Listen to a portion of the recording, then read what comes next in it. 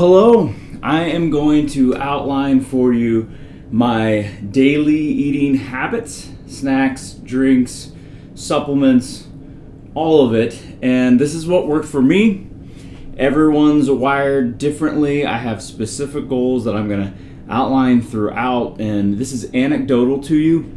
Principles I believe you can apply to whatever goals that you have, and I think it's going to be a great experience for you.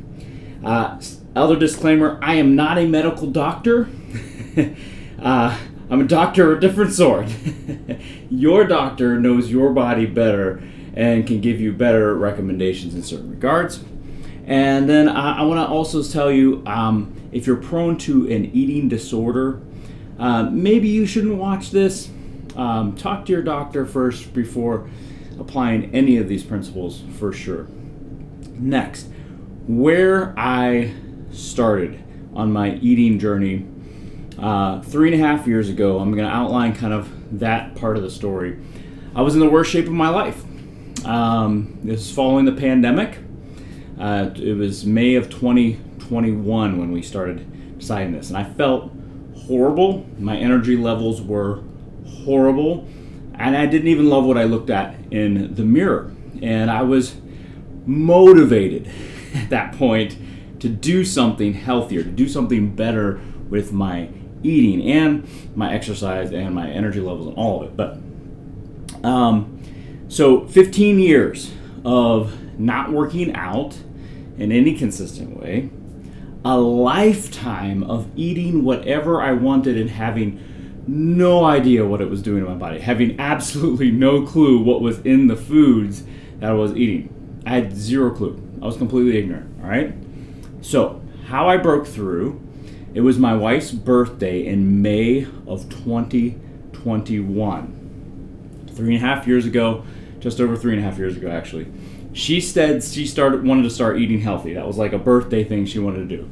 And I said, yes, because I had all these other motivators, right? Let's do that. And so I'll do that with you. Let's do it together. So that was part of the turnaround. External motivations. My kid, my oldest, started going into started doing track and field that spring, or just a couple months before that. So I had started coming out with her and running some and training her some, showing her kind of what I knew, because I was a track and field athlete in high school and in middle school. And she happened to be good at the same things I was, which is sprints, long jumps. So it really worked for me to kind of work out with her. So I had started working out a little bit. And then that next year, I coached her team, and I was also motivated by talking with people who encouraged me, by my prayer life, talking with God. God encouraged me in this. Then I started signing up for some competitions for track and field, which helped me to be motivated even more so in my eating. I started learning. And the biggest piece of my learning was tracking my macros, which is a term you'll hear in the health industry. That is proteins versus fat versus carbs, and the percentages that exist in what you're eating. Protein, fat, carbs. Learning what my foods actually consisted of. Learning if I was getting a correct amount of calorie intake. Learning if I was having enough protein in my diet, or I was having too much fat, or I was having too much carbs. So I started tracking my calorie intake through the MyFitnessPal app, and basically learned that I had no idea what I had been eating. For an example, I thought, and this is a common misconception, but I had thought that peanut butter was a good source of protein. Turns out, it's terrible. Peanut butter is mainly fats, has a lot of carbs, is stuffed with extra sugars, and okay, it's got a little bit of protein in it, but it is terrible as a primary source of protein. If you're going for 40% protein, there's about 5% protein in peanut butter. That is not going to come close to getting you to that mark if that's a source of protein for you. So there were like huge revelations that started going off in my head. Like, I was drinking so many carbs. I had no idea. So started tracking my steps at the same time. I got a Garmin watch, which also tracks sleep. I don't have it on right now. It's actually right here. Actually, tracks sleep, it tracks workouts, and it gives me maps of where I've gone on those workouts. Tons of health data in there. And it integrates with our scale. We got the Garmin scale so that we could have all that data in one place. And so there was wins all around with that. And it integrates with, MyFitnessPal, the calorie tracking app. So it just integrates everything. So I started weighing myself daily. Now, if you're prone to disordered eating, do not do that. If you're prone to emotional distress because of that, do not do that. But it really helped me understand myself. It helped me understand what eating was doing to my body and what exercise was doing to my body, how that affected my weight, how that affected how I felt, which is really gold standard with this. And then the mirror is also a helpful thing, a piece of data to incorporate into that. Okay? So what happened is that over the course of the next 12 months, I lost 27 pounds accidentally. I had no desire at all to lose even a pound, but it was just working out consistently, eating in a healthy way, and all of a sudden the pounds just started dropping. After working out with my daughter some, I started working out on my own for myself as well. And she's in her season with her teams now, and so I have to work out on my own when she's in season for sure. But then I owned that space, 27 pounds down, for about a year and a half. And then I realized, as I did some fluctuating of weight in that time, I actually performed better as an athlete at a little bit higher weight. So I started to strategically increase my muscle mass. Over the course of the next year and a half, I've put on now 12 pounds of muscle. And I'm performing the best I ever have as an athlete. That brings us to today, where I am now with my eating, and I'm going to outline for you base level eating. Meaning, like if I'm kind of in the off season, maybe I'm not training, maybe there's a time where there's vacation involved there, maybe there's a wedding or a birthday party or things where my eating can kind of take a little bit of a slack and take a back seat. Then I'm willing to try things. I still get all my protein in, and I'm going to explain in the next segment exactly how much that is. But I get all my protein in, I focus on that. But I'll eat a little bit more. I'll weigh myself a little bit less, and just kind of enjoy that time. And then when I'm ready to start training again and get a little bit more serious about it, that's when I kind of pare everything down. So that brings me to the next level, which is training level healthy eating. And training level healthy eating is really the majority of what I've been doing. And this is from day one with my wife. The majority of this is my regular. And I'm weighing myself daily then. I'm eating 150 to 180 grams of protein per day. That's 1 to 1.3 grams of protein per pound of body weight per day. And there's lots of science on this, and the latest science, there's evidence to suggest that up to 1.3 grams of protein per day, per pound of body weight per day, is beneficial for gaining muscle. Okay, so at least 1, but even up to 1.3. And that is a lot of protein, 150 to 180 grams of protein. And that's why tracking is so important, because you just won't know how much that is unless you track it.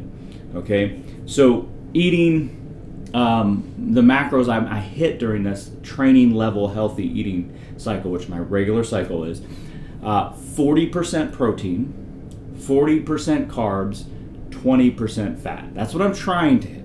Now, it's hard to do, okay? That protein percentage is hard to hit. That's why it has to be the focus, okay? A standard American diet will produce 10 to 12% protein throughout your day. Not 40%, 10 to 12%. That's at least what I was doing. I was doing 10 to 12% protein at my base level when I wasn't watching my eating at all, when I had no idea what I was eating, all right? And the main culprits for that are sandwiches, pasta, rice, sugars, all right? And I don't cut all those out. I just do them way differently than I had been doing them before. Like sandwiches means I have at least drop 1 out of 2 slices of a sandwich. So maybe I cut that bottom slice in half and put it on the top. And then maybe I pack more meat onto it. If I'm at a place, I'll ask for more meat, or if I'm making my own sandwich, I just put more meat on it. Pasta, rice, I take tiny portions teeny tiny portions compared to what I used to do, and compared to my protein as well. And I'll get to sugars in a minute, but I get the majority of my carbohydrates, the carbs, that other 40%, from vegetables and fruit. Those are healthy, complex carbs. Even starches like potatoes, sweet potatoes are a wonderful, complex carb, and so I try to do sweet potatoes as often as I can. And so those are my sources of carbs. Fats, you're just going to get fat. Every sauce has fats. Everything your food is cooked in has fats.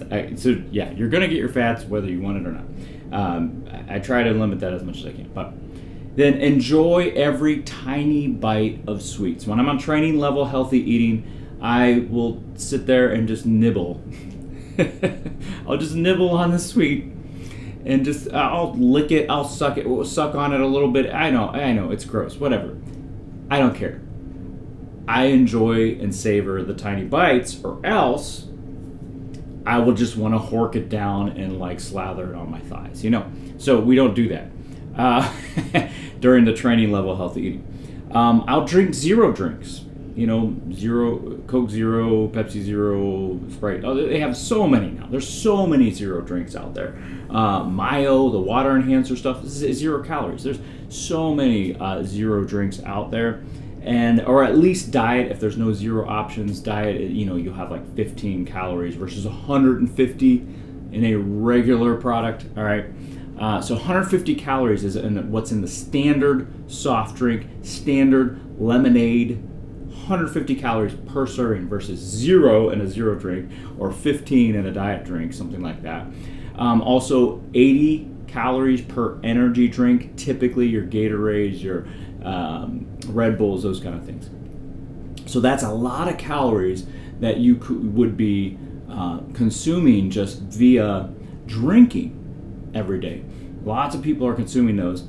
And caffeine is fine if it works for you. Coffee is a diuretic, which works like a probiotic. It helps you poop. It's good for you in that way, not in major excess. But what's not great is all the stuff that gets added into coffee. You can easily be eating a second dessert with your coffee. And you may hit 150 or even 250 calories with all that mess that's extra that's added into coffee drinks. So black coffee, great. All the extra stuff, you just need to track it. You need to understand what you're putting in your body. And maybe you're cutting back on a sweet and because of that, okay? Other supplements that I use when I'm on this healthy eating, training level healthy eating. The supplements would be, I take a multivitamin every day. I take omega-3 capsule every day. I supplement vitamin D because my doctor tells me I need to because I'm always deficient in that. I take Metamucil to help me poop, also doctor's orders. If you don't need those things, don't take them, all right? That's fine. That's just it, right? I also supplement with creatine monohydrate now. That's been over the past year. I've been doing that. That's the most studied natural supplement on the planet. It helps store water in muscles so that they're ready faster in your workout. They're ready to hit it faster. Okay, that's basically, I'm sure it's way more complex than that, but that's basically the understanding. If you have that basic understanding, you can work from that. It helps to fuel the ATP or creatine phosphate system, which is necessary for all explosive movement. So as a sprinter, jumper, that's a big deal to me, right? I do a pre-workout when I'm in training level healthy eating. Typically, it's just some essential amino acids sometimes and caffeine sometimes. I don't do it all the time, just sometimes. And maybe it gives me a little boost, maybe it gives me a little pick-me-up. I don't know. Snacks. This is huge. So many of us lose it in the snacking area because we don't even track those. Even if we're tracking, we forget that we snack. All right, so I focus on snacks that are protein and probiotic snacks. So Greek yogurt is one of my go-to snacks every night when I'm in training level healthy eating. I mix some frozen fruit with some chia, flax, and a little protein powder every night. And with that snack alone, because of the great protein content of the Oikos Pro that I use, Greek yogurt, it's 23 grams of protein per serving. I get about 30 grams of protein just in that snack. That's huge for me because I need that supplement. I use Smooth Move tea. Also helps you poop. There's a theme here, I know. Every night with a little honey, I put my creatine into that because it helps it dissolve better. I have protein bars around, so I'll have those from time to time. Pure Protein and Nature Valley are the best value ones that I eat. They're kind of the cheapest for what you get. Pure Protein has a higher percentage of protein per calorie. Nature Valley has lower percentage of protein, but it's pretty, fairly healthy things in there. Besides that, it's a granola bar more or less. So with extra protein. Snickers, there are some that are more expensive. Like the Snickers one is great, but it's expensive. And some of those protein bars, so not the ones I mentioned, but some of the other ones will give you like gas, a lot of gas. Okay, so be careful. Protein milk, I use Premier Protein, and that'll be a snack for me. If I need to get to my protein numbers and I'm not quite there yet for whatever reason, I will do that. Fruits are also a snack for me. Healthy, fiber, complex carbohydrate. You need carbohydrates in order to fuel your body. So yeah, fruits are great. I don't just crush it on the fruits, but I do have some fruits for snacks. Quinoa chips with flax and chia seeds in them. Sam's carries those. They're the Members Mark brand.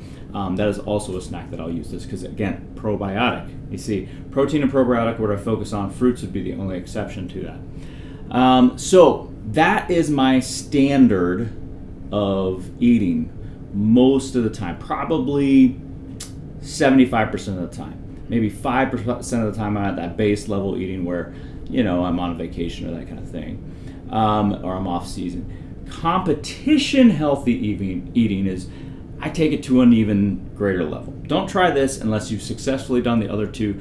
Competition level eating is when level healthy eating is when I am actively competing in track meets during a season. I'm presently in competition level healthy eating at the moment. I have a track meet on Saturday.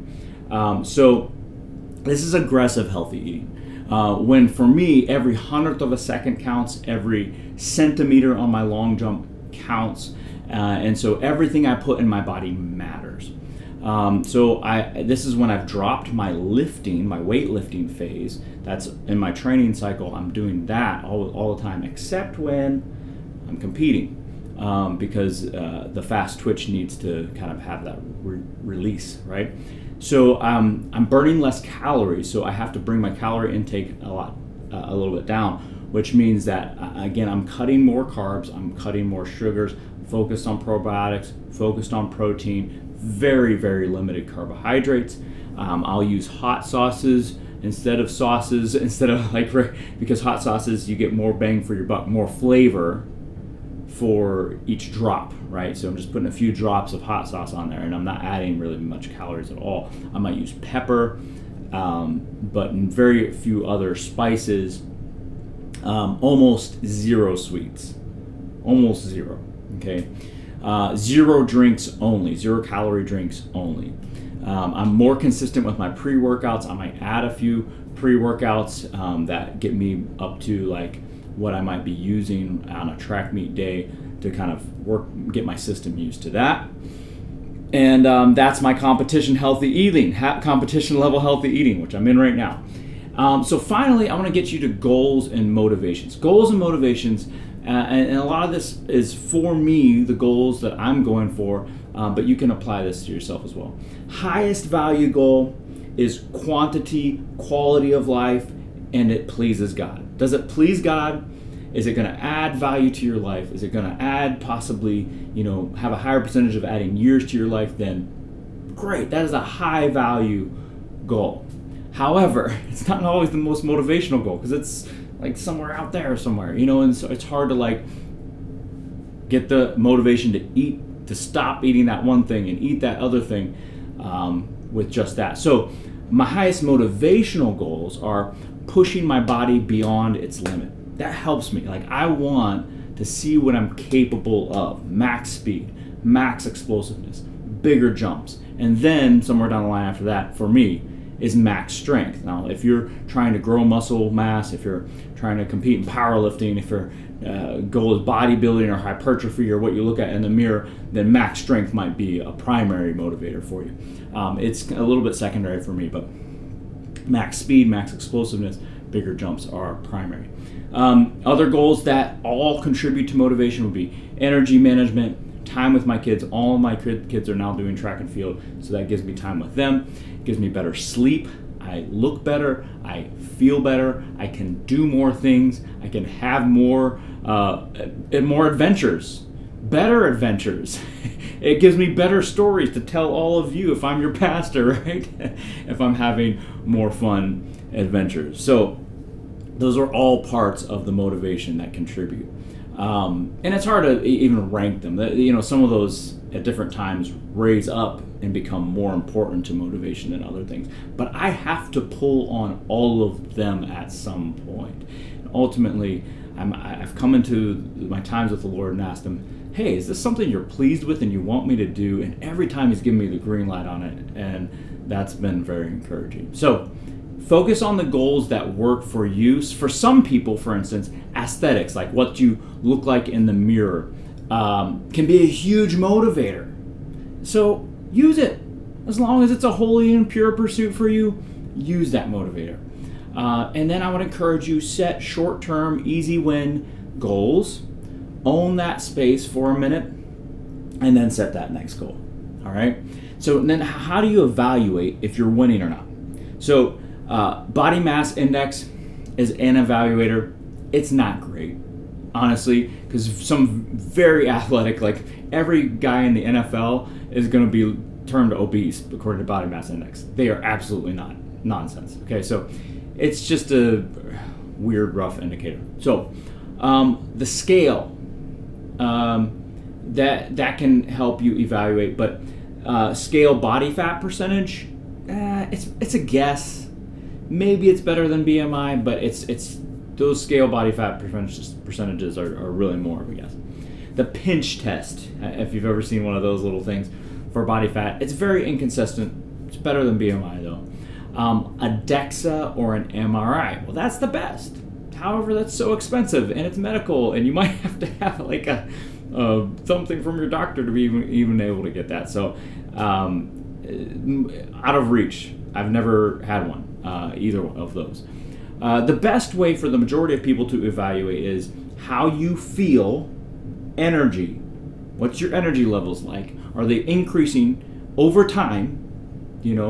Big picture, not like one day, but like over time. Plus how you look, plus the scale, plus other indicators like how your clothes fit, right? I'll give you an example. In the last year, I've taken my weight training to my lifting to another level, and my shoulders have gotten stronger.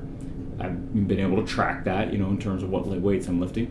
But they've also gotten bigger, and you know how I know that? My long sleeve shirts, I put my arms out, and they're now short on my arms. When my arms are hanging down, my long sleeve shirts are short on my arms, or they don't fit around my shoulders, and they're just tight on my shoulders. So fit, actually, of your clothes is an indicator, all right? And it can be helpful. So if your goal is simply to lose weight, great. That's a goal that you can do, but I would encourage you not to lose muscle along that journey, because that is imperative for longevity, for quality and quantity of life. I would encourage you to have a more complex goal than that. And maybe you're looking at just a small decrease, like no more than a 300 calorie deficit as to your maintaining weight amount of calories per day. If you do go the tracking calorie route, there are lots of calculators out there that can tell you, hey, this is how much you need to eat to maintain your weight. Well, if you're going to try and lose a little weight, you want to go under that. I wouldn't say go more than 300. That you won't be able to keep that ground as easily long term. So in order to cut weight in a healthy manner, then eat for your goals. All right. You have a goal to run fast and jump high like me, then eating like me might be extremely helpful to you. If you have a goal to run far, there are some tweaks that I would make to my own diet. If you have a goal to lift heavy, well, there are other tweaks that you might make as well. And they might be fairly similar too, even more than the goal to run far. Lifting heavy might be similar to mine. If you have a goal to look bigger muscles, or hypertrophy, there are tweaks you would make to that as well. If you have a goal to live as long as possible, and that's your only concern, there would be tweaks for sure. But you also probably need a more specific short-term goal in order to be effective. Shorter-term goals, right? Because otherwise, that long-term goal is never going to be something that's you're going to be able to measure or track or work towards. So it's never going to do anything for you. Okay. So my final encouragement is this: whatever you do it all to the glory of God. If what you're doing in your eating is glorifying God more, awesome. Keep it up. If what you're doing with your eating is not glorifying God, do something else. So bless you, love you, pray that God gives you encouragement in your healthy eating, and that it is a better day tomorrow, and a better season this season, and a better try at this year, and that you are successful in all of it. In Jesus' name. Bye.